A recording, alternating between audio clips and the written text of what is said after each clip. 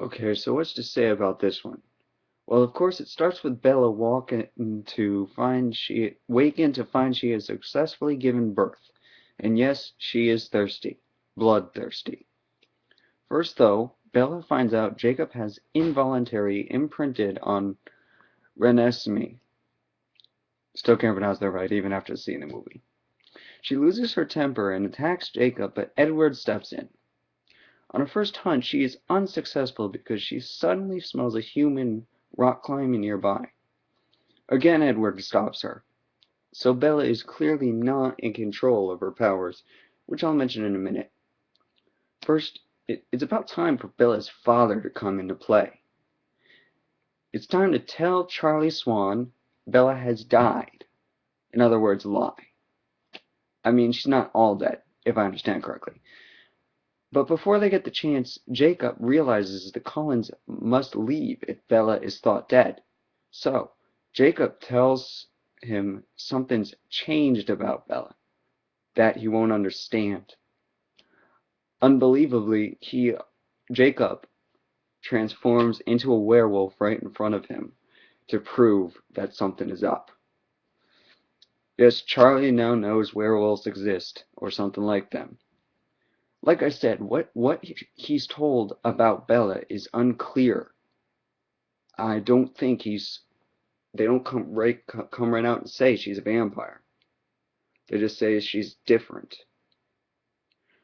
That was one of my first issues with the movie. Not to say that it was unexpected. Now, playing in the snow with Resume, the ball really gets going with Renesmee, who has quickly grown. Bella and Jacob see a vampire in the distance.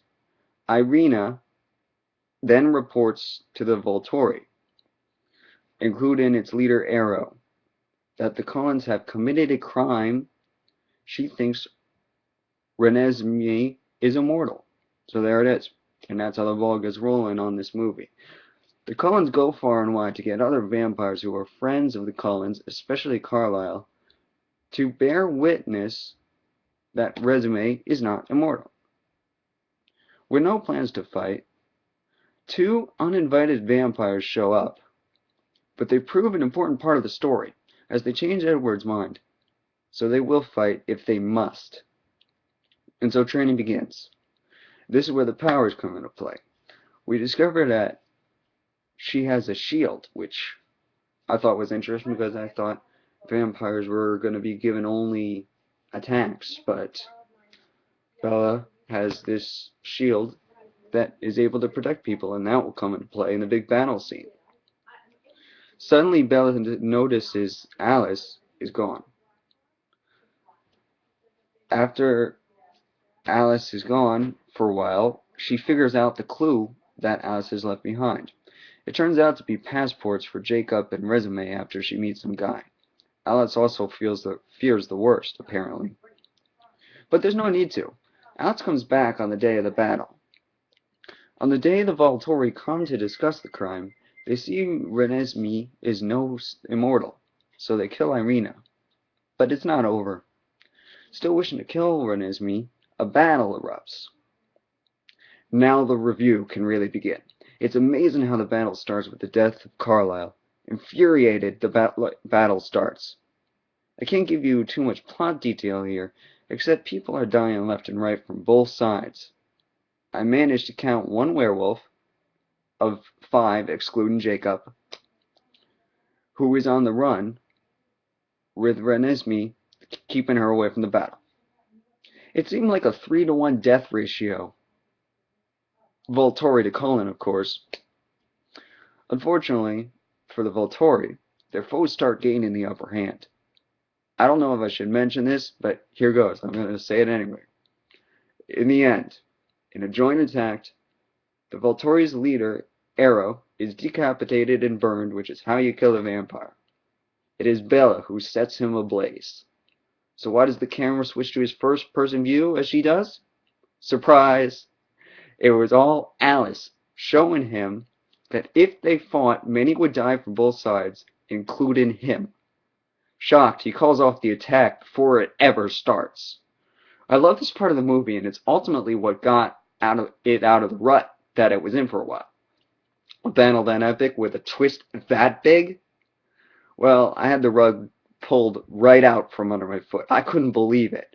My whole theater was roaring throughout the battle scene. That never happens, really, but is obviously shown in Vision form, otherwise there would be no action. There was applause, boos, screams of horror, and shouts of joy. Heck, there was laughing. I was laughing. Joining in even. Shock Carlyle will die at the very beginning of the battle, and loving how we all shouted one final victory as Arrow burned and boom, it was a Vision. Then the best uproar of all. It went on for 10 seconds. Everyone in the theater was amazed. It was it was just a taunt that Arrow saw how he'd die if he would fight. We couldn't bear to give that movie the 8 that I was expecting from the beginning, and the 7 that I thought I was going to get in the middle. No, that had to get a 10. I was more surprised. It was a more surprising finish than I've ever received in any movie, book, anything really. And the fact that it was at the end and not in the middle was all the more powerful. Seen it? If not, and you read this spoiler review or you watched this video, shame. Anyway, go see it. Even if you read this, even if you heard this, because the experience is something different. Am I gonna get this on Blu-ray? Duh.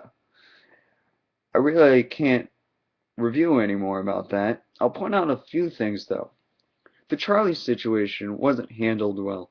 The movie is a bit confusing on the situation with Resnitsky, not to mention I can't pronounce her name. And all in all, there were gaps where I wish something better was happening. So, what's to say about this one? I'm just seeing in my other review without spoilers. Might have a little more detail in it. But it doesn't look like it is. I just say basically the same thing. A battle that epic with a twist that big. Yeah. The character situations weren't handled well. This movie was a bit confusing on this situation with Resme, the daughter. But, let's see. Anything else I can say about this?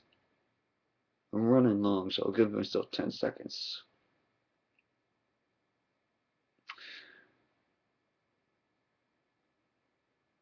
I guess all I can say is go see it. I'm amazed.